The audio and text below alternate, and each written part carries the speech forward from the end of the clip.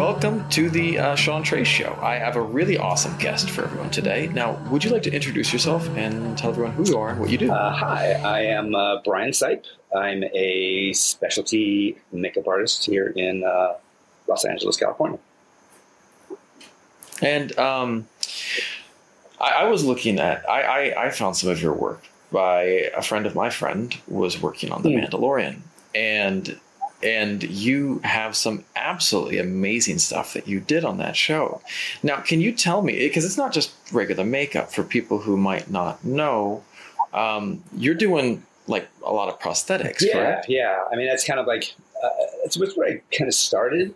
Was that was my focus when I started in the business, going to school and wanting to learn, and actually moving to Los Angeles was to, just do the prosthetics, to do the, fun stuff. And, and I've been lucky enough to do it. I mean, I moved to California in 1985. So, professionally started working in 89. So, so it's been a good long haul. As for The Mandalorian, I mean, there's a lot of, obviously I'm there's a whole team, and there's different companies and stuff like that to provide for the show as well. So, I can help sort that out if you ask a question about it. Yeah, no, sure. I mean, sure, it takes an army for any one production. It takes a whole host of people that come for together. every department. What type of how many people on a show like that? How many people are normally on the makeup team? It depends. I mean, the first year we were a core group of 4. Myself, Alexi, Dimitriou, and then the hair for makeup, and then for the hair department was Maria Sandoval and Wendy Southard. And we were just, I mean, it was basically us. We started out slow. And the show started out a little bit slow just to kind of, see how they would go. But we had some big days in there, and then we would just, we would grow, and, we're all kind of guns for hire. We're all freelance. So, you kind of reach out to whoever's available and, grow your army a couple of days, and then, then everybody goes away. But I mean, that's pretty awesome. And this last season, we actually had, I think, like our core group was almost like 15, 16 people. There was they really kind of a whole bunch of characters. That's really awesome. Now, I want to actually go back to, how did you get into this profession? How did you start studying for us? How did you get into this? I think, growing up, I was always into like magic tricks. Nice. I guess the illusion, then staying up late and watching, midnight horror theater, or Saturday morning, sinister theater, whatever that was. And then, at a point, in the 80s when, the horror genre started to take off, there was some great horror in the 80s. That was kind of like the time. That was kind of like, rock and roll, I mean, it was our rock and roll,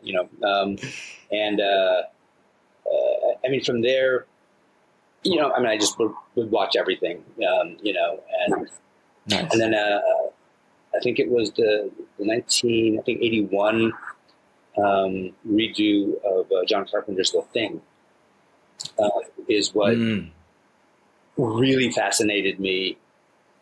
Just the way that the puppets, the makeups, everything about it was, so, unimaginable. It was just like over the top, and just, the guy's chest opening up, bites his arms. It just like, never ended. Right. And that's when I was just kind of like, wow, that's, that was back in the day of videotape. So, you'd go to the store, you'd rent the videotape. And I think I just like, I kept that one out, I just kept re-renting it. And then my dad, actually, he traveled a lot for work.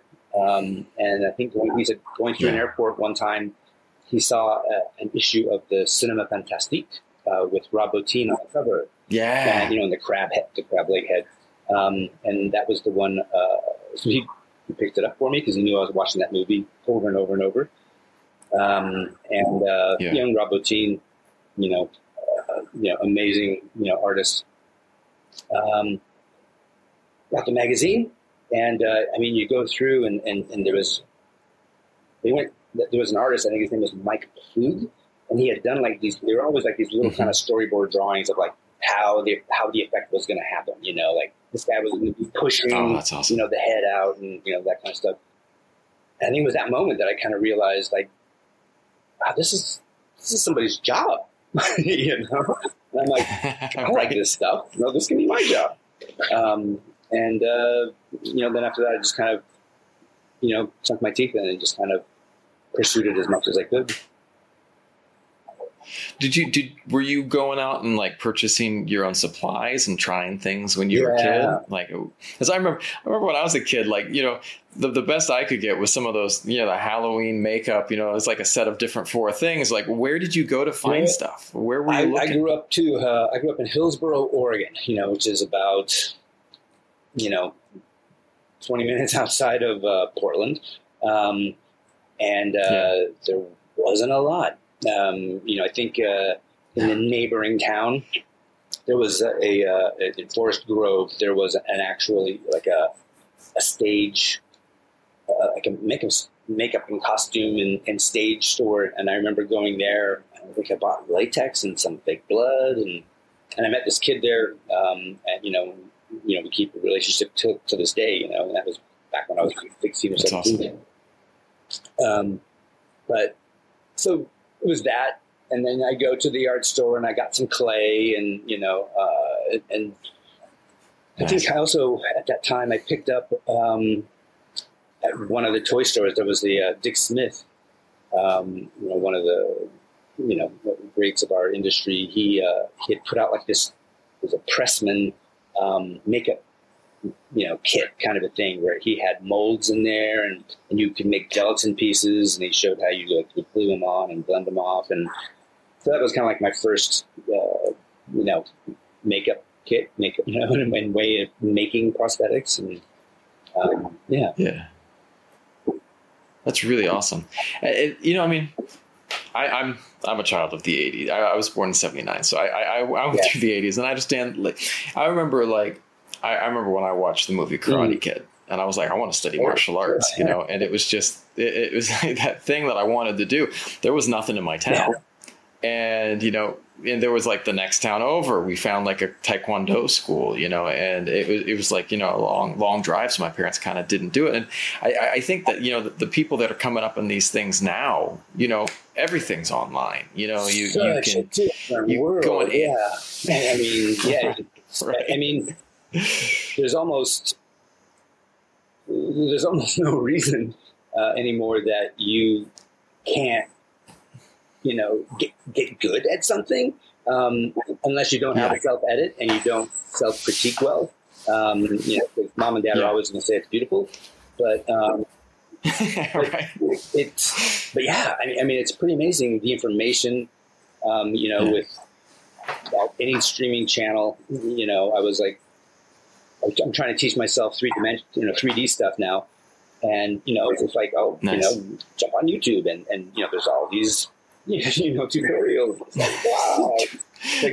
And, of course it's been there for years, but, my son actually taught himself, 3D stuff on Blender, just by watching tutorials. That's awesome. It's amazing now. And for makeup, it can be hard because there's so much content.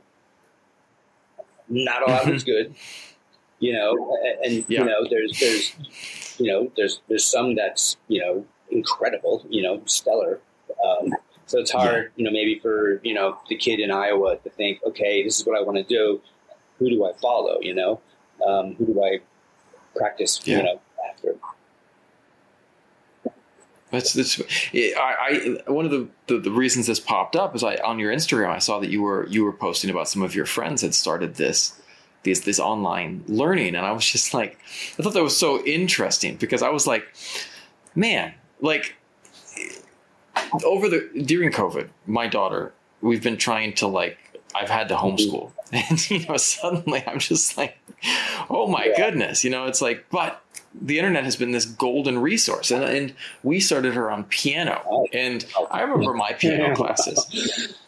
My piano classes were horrible. It was with the pastor's wife, and bless her heart, she was a sweet old lady, but she couldn't teach piano to save her life. Where did you grow up? She would give us. I grew up all over the States. My dad was from the UK, and my mom's from the US, and I lived in Massachusetts, North Carolina, Tennessee, Idaho, Southern California, Texas, Northern California, and now I live in Southeast Asia. But when I was learning piano, I was up in Idaho. There was this little old lady, and she tottered around, and she had the best candy at her house. But she couldn't teach piano. And now there's this app called Simply Piano, and it's just it's gamified. The kids are just my daughter loves it, and they've got this. It's Guitar Hero, where you see the little dots streaming down. I was like, oh my gosh, man! If they had had this when I was a kid, I would have killed it. But go ahead, and I think about these careers like going into makeup or. Again, I've had last night I had my friend Andrew Rollins, who is a director of photography on a lot of Marvel movies and such, and he's just a really cool guy. And he was talking about how these guys coming up now on the camera side too. It's just stuff is accessible. Yeah, you can get stuff, but before it wasn't. You can shoot projects on your iPhone or right, or digital camera, SLR. I mean, it's just like and for anybody on the production side, the directing side, DP side, I mean, it's just and again, if the important thing is telling the story, you can. Yes. There's no reason that you can't. Because everything's out there, everything. I mean, when I was coming up, and learning. There was one book, and it was Richard Corson's. It was version 5 of Richard Corson. Richard Corson's stage makeup book, or something or stage theater craft, and it covered everything. And then makeup was a section in there, and it was wow, okay, And then then there were magazines, and you just kind of get the magazines, and kind of. They talk, sometimes the artist would talk about how they did something, and then you're just kind of trying to figure it out.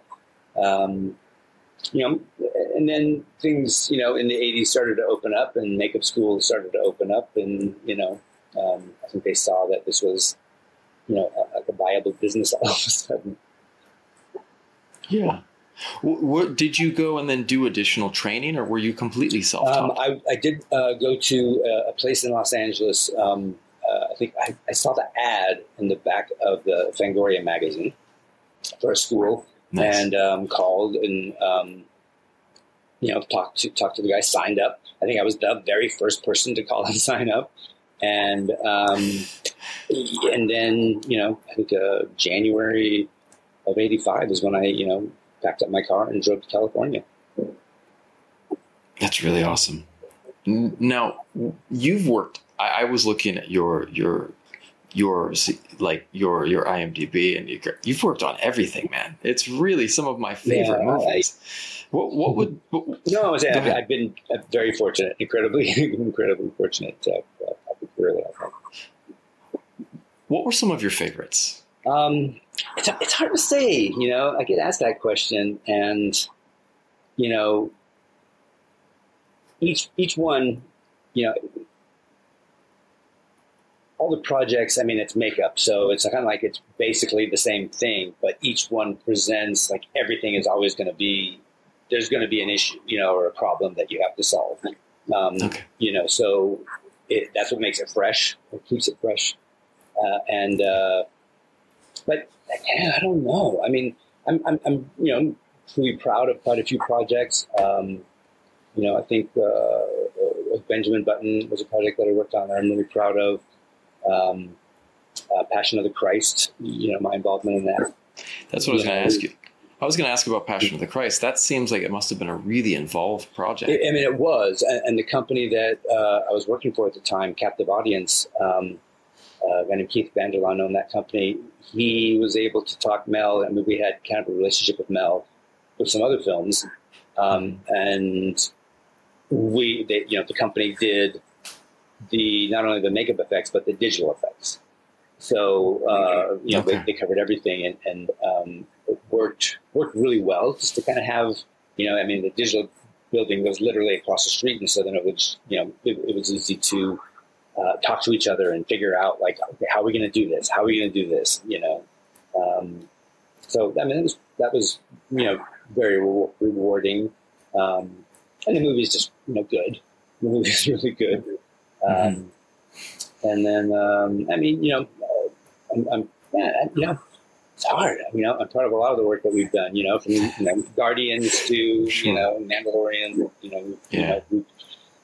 I was lucky enough to get together and put together some great teams, and we rocked it out. What was one of the most challenging prosthetics or characters that you worked on?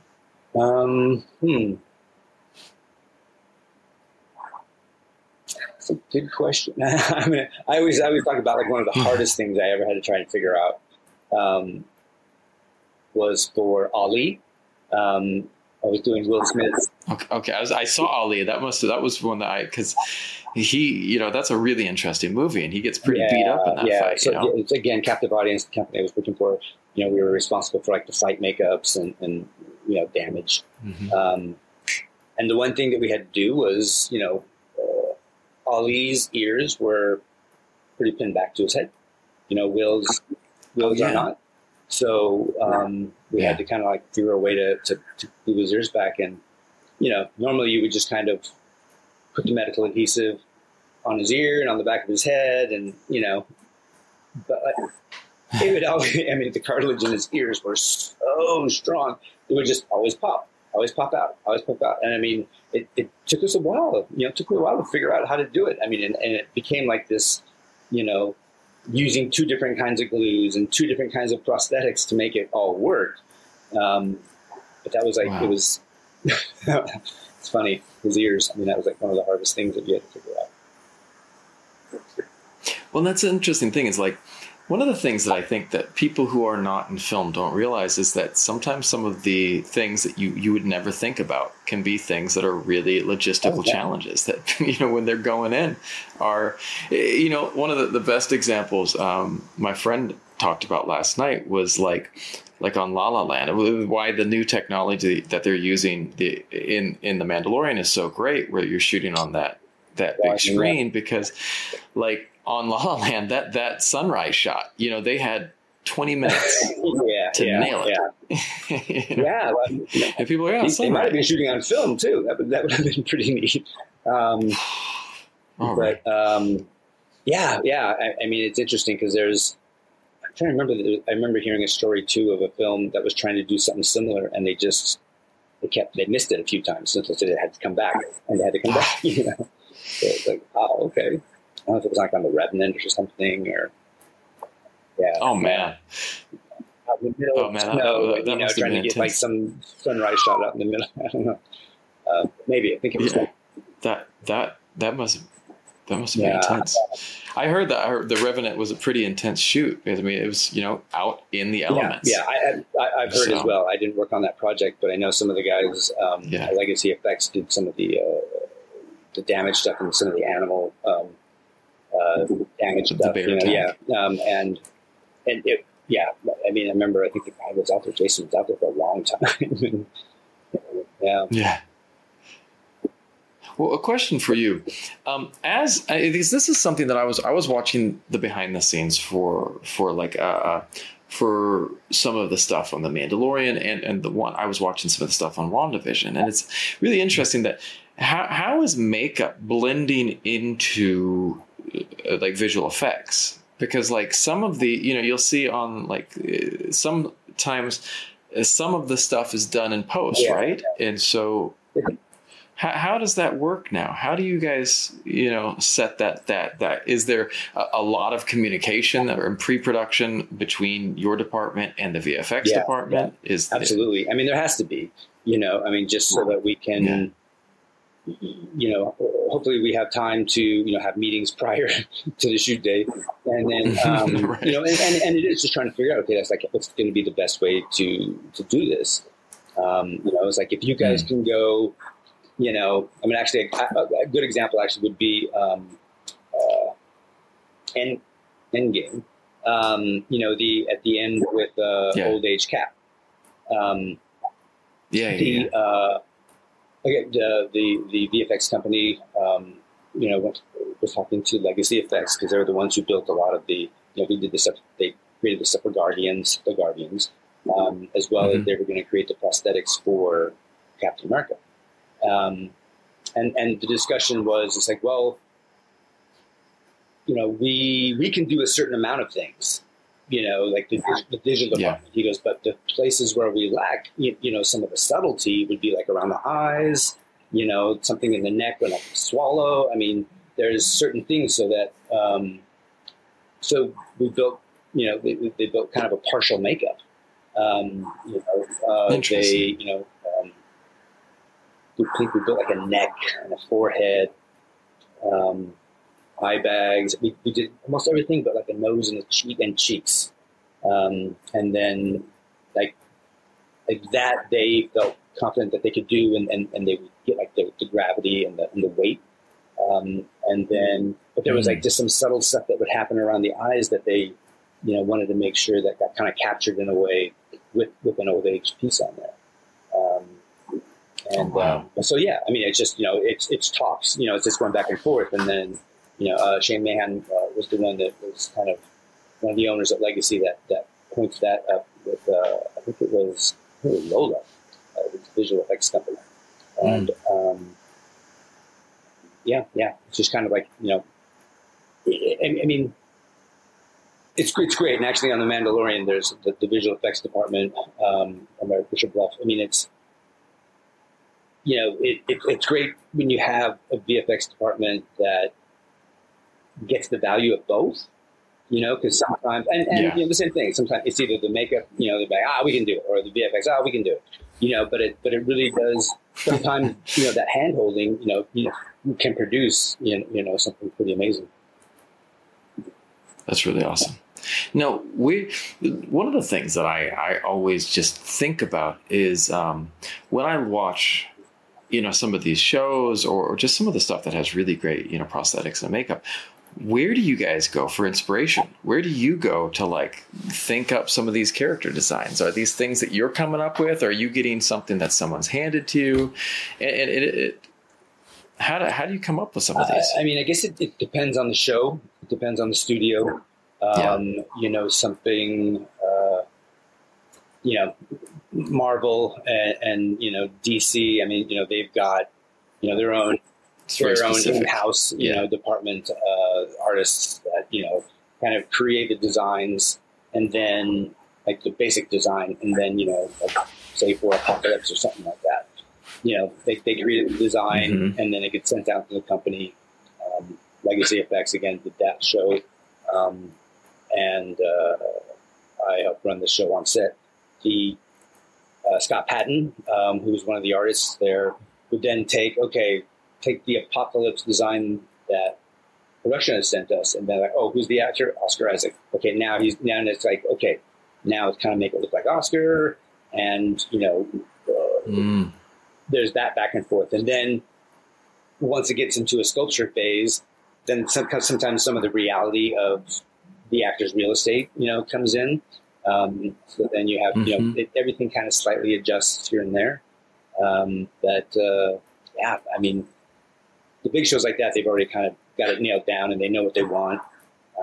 Sometimes you get a show, like some of the smaller shows where you can kind of, they're asking, it's like, well, help us design it. What do we need? What do we want to do? And, well, no, I mean, nature's always a great place to get inspiration. because there's so much stuff that we don't know that we don't see. You know, you go to the bottom of the ocean, Right. you go deep in the forest somewhere. I mean, it's amazing.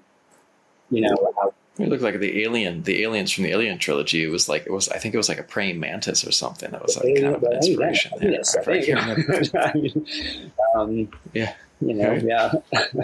It's really awesome.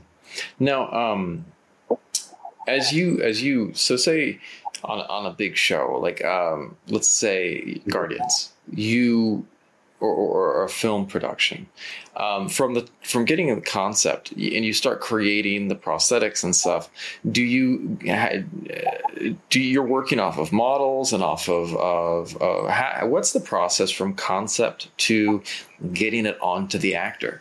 I mean, it goes from design, then you get the actor in. You know, you might do a scan to get his body, if you're going to do something to affect his body, or you do a cast of his head, his hands, his arms. You know, you just make a mold, and then we, you know, create positives that we can sculpt on. And then from there, it's, you know, the sculpture, mold that. And then there's a department that would, you know, run the skins, run the prosthetics, whether it be in foam latex or silicone. And then from there, it's, you know, it can be pre-painted in the shop maybe, or pre-painted on set, and then, you know, it goes on the actor. Nice. Are there any interesting new technologies that are changing the game? I mean, are there things like 3D printing, or is there anything else that's like, I mean, that's changing everything? I mean, you know, from the 80s, you know, that's, you know, people were just using foam latex. You know, then, you know, the experimentation with like gelatin had happened before that, and it kind of started to become a little bit more prevalent. And then I think it was the mid 90s is when silicone prosthetics started kind of taking shape. And you know, yeah, I mean, everything's changing, and the 3D printing is changing things too. I mean, there's some people out there who are, instead of doing the sculpture, they'll go straight from like, here's the design on the actor, and then they can actually, you know, from there they'll take the digital sculpture and then like make the mold, print the mold, and then, you know, print the positive, and then, you know, make the prosthetics right out of that. You know? Yeah, yeah. I mean, it's interesting. I mean, you know, and it, I'm not sure if it's faster. I'm not sure if it's time efficient yet. Yeah. I mean, I think, you know, people are still discovering that. But there are some shows, I think, like SNL, I think they do it that way, you know, because they don't know, you know, they can't have an actor, you know, it's easy for like 15 minutes to like scan the actor rather than, you know, 2 hours to have them there prep and, you know, bald cap and do all this stuff and then do a mold of them. Yeah, I mean, some of the technology is pretty cool. You know, it's coming out. Yeah. But you're still in the process of seeing if it's going to, you know, if it's beneficial versus if it's just kind of fun. Yeah. I mean, you know, there is that. I mean, there's, you know, I guess, you know, at a point there's some things where you can go like, yeah, I did that, you know. I know that there was I was talking to a guy and there was a show that was happening, and I guess they were going to do like this giant, you know, like creature head, and I mean, ginormous, you know. And even with like the biggest printers that they have right now, you can only print so big. So if you've got a head that's 3 to 4 feet, you've got to cut it down into whatever your print bed can do, which then might be, okay, we've got to print 20 pieces that we then later assemble. You know, like a little model kit or a big model kit. And then, you know, and they did that. This is what this particular company had done. And I remember I asked the guy, it's just like, so how long did that take? You know, and like each piece, you know, sometimes a piece might take 30 hours. And it's like, okay. So, oh my God. You have 20 of those, and that's how many hours? And then, okay, it's like, well, what is that, like 600 hours? I don't know. It's just like, okay, well, could you have just had a traditional sculptor? Like you could, you know, there's elite sculptors out there. You probably could have brought in 2 of them, thrown them at it for a week, and it would have been done, you know. Yeah. Maybe, so that's where, we're finding it out. I mean, the technology would grow, and things will get better, things will get faster. The printers are already getting bigger and bigger. So, I think it will catch up to the point where we do need it. And, at that point, all of this stuff that we're doing now is prep to, practice to get us to that next level. Yeah. Well, it's interesting. I mean, it's interesting to, like, from the camera side, I'm I'm blown away by how much smaller the cameras are getting, and then like the FPV stuff, like these crazy high speed drones. It's changing the game. And so it is interesting how technology can change the game. But I'm a film purist. I love taking photography, like film photos. And so I grew up with a dad as a photographer. I love it. And I don't know why. I just feel like I take better pictures. But one of the things is that with the older technology, it forces me to pay attention to what I'm doing. I do. That is an inherent issue. I think seemingly today. I mean, it's the same thing. Like say for like a photo shoot, because if it was film, or a film shoot, there's only so many takes that the director might do, or or that might photographer might take of the model.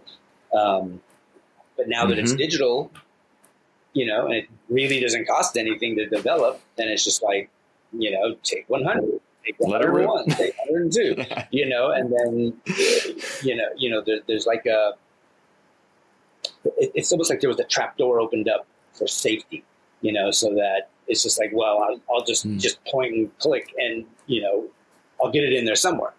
Rather than just like what you said, it's not like the Ansel Adams who would like hike out somewhere and just like sit there and wait for a moment, right. Right. Now maybe you could have somebody hike out there, set up a camera, go back home, sit by the fire, drink coffee, and look at it on his iPhone, and then go like click, click. That's totally true. But there's probably more likely there's going to be 12 influencers out there like this, but there's, the good side of it too, though, is that, I think it's accessible and, like movies, some of the movies being made today probably wouldn't have been made if it were, with the expense of film, with the expense of, and everything that it was. But now that we can do things with a camera this big and on a drone, it's really the creativity does get opened up. I mean, I think that there is that, a little bit of that bit of okay, we'll just keep shooting.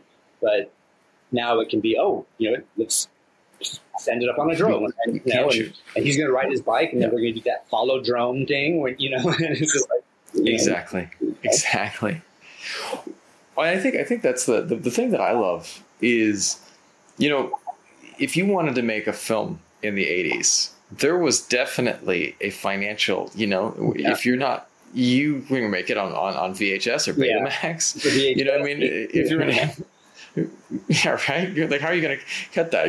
Cutting between different VHS cassettes. I mean, I knew people who tried to do it, but it was obviously amateur, like majorly amateur. And to get to that next level, like it was prohibitively expensive, and there was this bottleneck. And now it's not there. Like, that's one of the things the content creators. My friend runs an acting school in Denmark, and she handles a bunch of A-list talent in Europe. And what she did during the pandemic was to create a creator line, because there is this new movement of these creators that are also filmmakers, and that if they can be trained and say, hey, you guys are already doing this, you might as well learn storytelling and learn how to just put a story together, get some solid actors. And it's, and the stuff they're creating is amazing. Like, it was absolutely amazing. And it's just a bunch of amateur people, but you got an iPhone. Yeah. You can do it. I mean, again, there's the only thing holding any of them back would just be themselves. I remember in my younger days, me and a couple of friends, we were always wanted to make something, but it was just like, oh yeah, but we need like a jib. We need a jib arm, and then we need a dolly track. So it's like, okay, then we need a Steadicam, and like we're building our own Steadicam. I mean, or it's like we got to wait till we can afford to buy a jib. We just now that you get that gimbal, yeah. I just put on a drum. You don't even need a gimbal half the time because the crazy cameras are stabilized. You know what I mean? Everything's it's nuts. I mean, sure, it's helpful, but yeah, it's just awesome. Now, but one of the things though is that with some of these productions that I have noticed, the camera stuff is accessible, but I still notice when people are doing bad makeup because you know what I mean? And that's what I wanted to ask you about. Like, have you seen like a larger talent pool getting into this? Is there a lot more people that are now heading down this path and saying, hey, I'm gonna go down this career? I mean, there are still, which is amazing, because you think like some of them would want to maybe veer off into the VFX world, but there's still quite a few makeup schools out there, and each cycle, they might have, like 20 kids in each cycle. I mean, every cycle happens every, 4 months, 5 months, So, I mean, they're getting kicked out of the schools, I mean, whether they go to work at the Mac counter or, make their way into, film or TV, it just depends. But, but yeah, I mean, there's, but there is a lot of people, I mean, right now too, we're at a weird time in Hollywood, like, all of a sudden it became really busy. So really? Post COVID, it just gets really busy. But the like everybody's working. I'm calling around. It's like, hey, you busy? You busy? Like, yep. I was like, I got 2 jobs. Wow. And it's great. It's great. That's awesome. It's interesting. Did you notice that working in hair and makeup, that's an area that is very in close proximity to people. Were there a lot of changes that had to happen post COVID? Yes.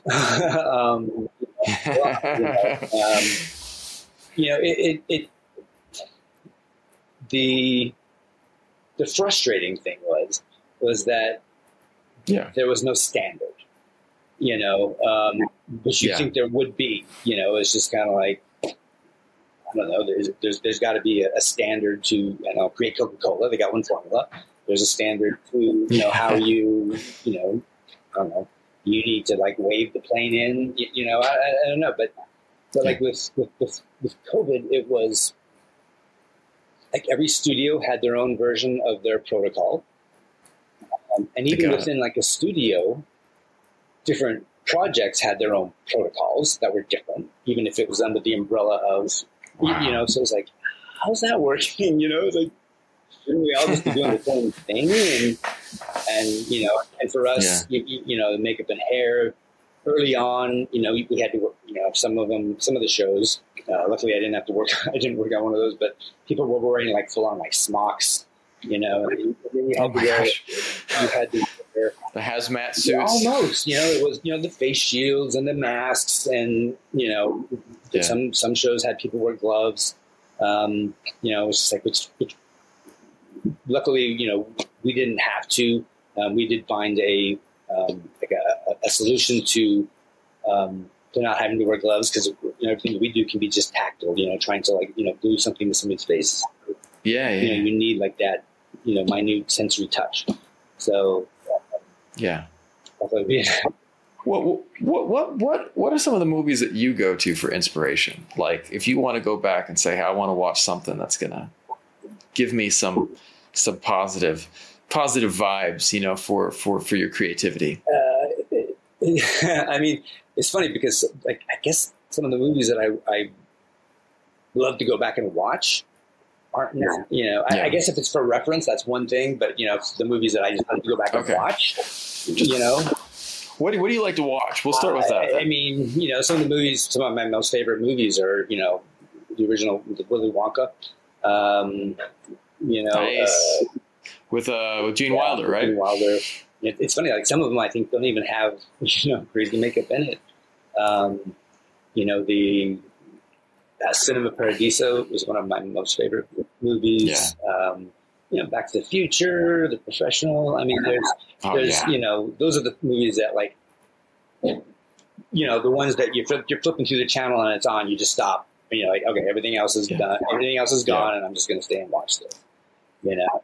Back to the Future 1 and 3. I see them on. They stay on. It's a Wonderful Life. I mean, that's such a great movie. It's about those uplifting movies. Now, what are some of the movies that you would say for people who are coming up makeup and prosthetics? What are the movies that you must watch? What should someone go study? I mean, there's quite a few. I mean, it's funny because there's like this, like that evolution of man, from, apes to pavement, Neanderthal. There's almost like the same evolution that happens with makeup artists. Like some of us, a lot of us sometimes, especially the special effects makeup artists, you get into it because of the gore, those blood and guts and the horror movies and stuff. And that's really cool. And then you kind of graduate to, maybe it's like, I'm going to sculpt a gorilla, or I'm going to do something like that. And then it's like to the old age. And then, and it's like, and then you kind of come back around to like, I do beauty makeup, it's, I think it's a thing where your skills, hopefully you're growing, and then you're having your skills adjust with your growth, and your tastes, because like with blood and guts or zombies or monsters, anything like that, it's always right. Hello. I think you froze. You there still? We're back. Okay. We're back. Okay. We'll just end up, with blood and guts, monsters. It's always right. Because who's to say that that's not right? When you get to see things like, a gorilla or, any kind of an animal to an old age person, it's like we all know what that looks like. So you really have to like nail it. Beauty makeups are a whole other thing, but but I think any makeup that you look at someone like the pioneers that we've had in our industry, going all the way back to say like John Chambers, Lon Chaney. You can watch anything that Lon Chaney did, and he always did something to himself. Back in the day. John Chambers, The Planet of the Apes. I mean, there's so many like iconic makeups or makeup things that, Dick Smith, from Taxi Driver to, Little Big Man to, Altered States, or, Rick Baker, Rob Bottin, Rick Cannon, Steve Johnson, all these people, you look at some of these pioneers and look at something that they've done. I would say look them up. It's not so much the film, but like it's like you follow the artists. Look them up. Because then you can kind of see like how they grew, and you can just and you emulate. I think that's where you take that YouTube video. Take the information, take some of the techniques, take some of the materials, tools, and then you emulate what Steve Johnson did in Big Trouble in Little China. Then you can kind of like, well, did what I do look just like his? And hopefully people have I think the hardest thing is if you don't have like a really great self critique, that's like one of the hardest things. It's like, it's great, I love it. It's like that looks nothing like it. It looks like Don Reynolds. So yeah, I would say follow the artists. Well, it's one thing that you pointed out twice today that I do think is an interesting point. I knew this one girl, and she was the nicest person I ever know. She is literally one of the sweetest people on the planet. And she always wanted to be a singer. And she would sing at public events, and she would sing on shows, and she'd go to these places, to these live events. Love her to death. No judgment. But she could not sing. Yeah. It was just like, you know, and that was one of the things that I think that I never realized how many people have a very major lack of ability to, you know, self-evaluate. Until I watched the TV show American Idol for the first time. And, you know, that whole group of failures, like there were people, and it was painful to watch, because a lot of them, they didn't get it. Like they were like, you mean I'm not good? Like, Harry says I'm great. You know, it's just like, that's it. Yeah. You know, I mean, same thing in any artistic field. I think the same thing in any, you know, where anything is subjective. You know, there's going to be these levels of, you know, people either don't know what's good or bad, or they, you know, want to lie, you know, to not hurt their feelings, or, you know, yeah, I mean, it's, you know, but thank God there's auto-tune. So, right. So yeah, I mean, it is, I find that is the hardest thing. And sometimes, you know, like I'll teach classes, or, you know, there will be some people who, even from like Instagram or something like that, that's just like, oh, you know, send me pictures and want me to critique the work. And, you know, it's hard too, because, you know, as artists, they get very defensive, you know, because they just they feel that they poured everything out into this piece, which, you know, expresses their soul and, you know, ascent to heaven or whatever it's going to be. But it's, you know, so that's where they just get really protective. Like one of the things I do, I was teaching a class in Australia on how to sculpt wounds and mold them, and, you know, fabricate them and then apply them. And so the first day I would have everybody start their sculptures, you know, and then, you know, I kind of go around and see, like, right when they're all like 3/4 like to done, then I'll be like, okay, great. Take this tool. Everybody's got this tool, and just scrape them off. You know, it was kind of funny to see the people that would just be like deer in headlights, like, did he really just say that? You know, and it's just like, no, this is, you know, this is purposeful. You know, it's, you know, your shit stinks. You know, the director or the producer might come in and go, no, I don't like that. I want to do something like this instead. You know, and it's not, everything is not, can't be so precious, you know, and you have to be able to, self-evaluate, is this good or bad? And then, and just be like, okay, gotta let it go, scrape it off. And then, and usually, like, when you go at something like that a second time, it's better, you know, because you've done it once, it's going to come to you easier, and it'll go faster, and you'll kind of, you'll find some other things out of it that make it maybe look a little bit more organic, a little bit more realistic. But it was always kind of like a fun moment just to see the look on my face. But I've had a couple of people just like, no, I'm not going to. That's awesome. Yeah, I reminds me of, you know, I think all of us like want to preserve that. I remember the other day I was having my daughter make these little Play-Doh. We were learning some words for homeschool, you know, and she had to make these little, like, I wanted to make it fun, so she was learning sight words, and, you know, I said, okay, we're going to make these little zombies, and then you smash the zombie with the correct word. Yeah. My daughter likes zombie stuff, so, but she made these little zombies, and she's like, I was like, now smash them. She's like, I don't want to. No, I'm not smashing this. You're like, what are you talking about, Dad? No. She's just like her mom, so she was pretty feisty with it too. So, if you had advice for aspiring makeup artists, what type of advice would you give them? People coming up through the ranks right now.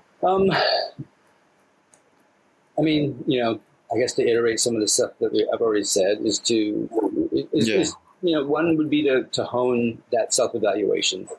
Be hard on yourself. If you're going to a school, make sure the teachers are hard on you, because sometimes, and I've spoken at some schools, and I tell this to the students with teachers and owners in the room. It's just like, make them make you work. You are paying them a lot of money to teach you. So make sure that you're learning, make sure that they're making you work, and not just kind of patting you on the head and, saying you're great, just like mom and dad did. And, maybe you're not. I mean, albeit, we all know that they're beginners and, we know that they're going to be producing a certain standard, but there's also nothing wrong with wanting to push them a little bit more. It's always like, where you get greatness is when somebody is able to just do a little bit more than what would normally be given. And another thing that I always kind of say is, to just be like, what are you doing tomorrow night? I always ask the question, what are you doing tomorrow night? It's Friday night. What are you going to do? I'm going to the pub. I got a birthday party. I got this. I'm going to binge watch The Office again, the whole 18 episode series or whatever, and it'd be like, okay. And then like one person might go like, oh, I'm going to go, I got a gig I'm going to go do, or I'm going to go home and sculpt. It's like, okay, those are the two people that are going to make it, Yes. It's, like we all have the same 24 hours in a day. So it's like, what are you going to do with yours? It's how much effort that you want to put in is the reward that you'll get back. And some people don't understand that when they're like, wow, I can't make it. I'm not in the union yet. I'm not this, I'm not that. And it's just like, well, what did you do Friday night? Did you, did you practice? Did you, have your mom sit down and do a makeup on her, or have your dad sit down and do a beauty makeup on him and, put lashes on him, anything. It's stuff that you just need to keep going, and along those lines, it's, I'll tell students too, it's just like, okay, everybody who's like, came to this talk, it's like, look at everybody, look at the person next to you, look at the person across the road. It's like all these people right now, they're your competition. You're all going to graduate. Yep.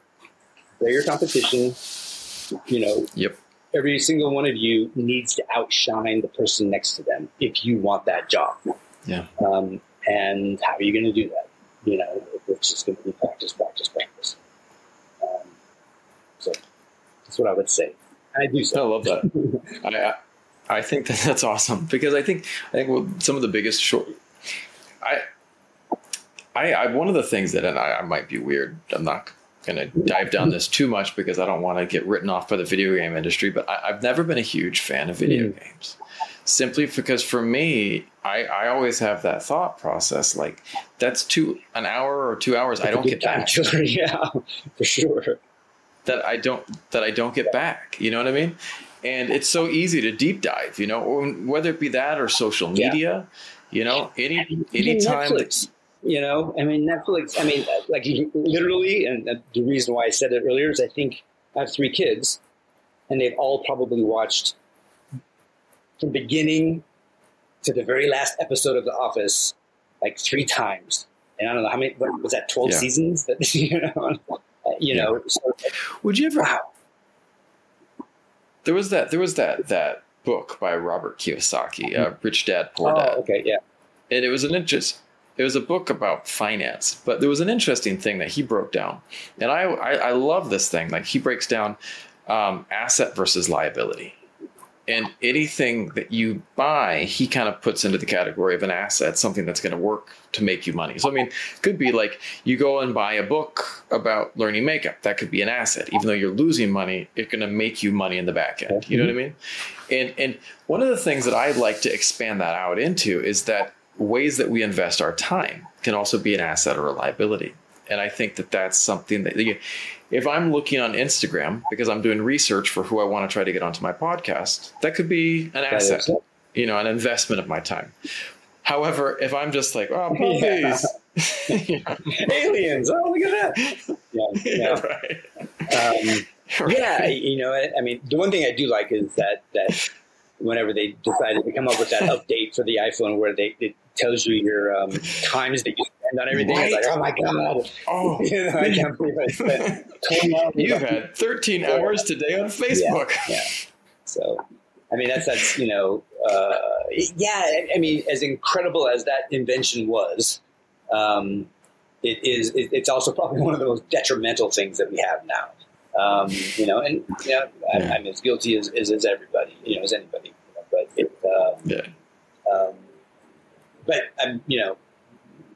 once you kind of realize that, then you kind of try. It's like getting rid of an addiction. It's just kind of like you kind of start to wean yourself off, and which is just pretty freeing. It's pretty cool. I think it's. The other night when Facebook crashed, I was just like, I can sleep. Yeah. It was so nice. It was the middle of the night for me, and I was just like, oh, no alerts, no beeping. It was awesome. Now, if you had Aladdin's lamp and you could wish for anything for yourself in relation to kind of some work stuff, what would you wish to work on or do? I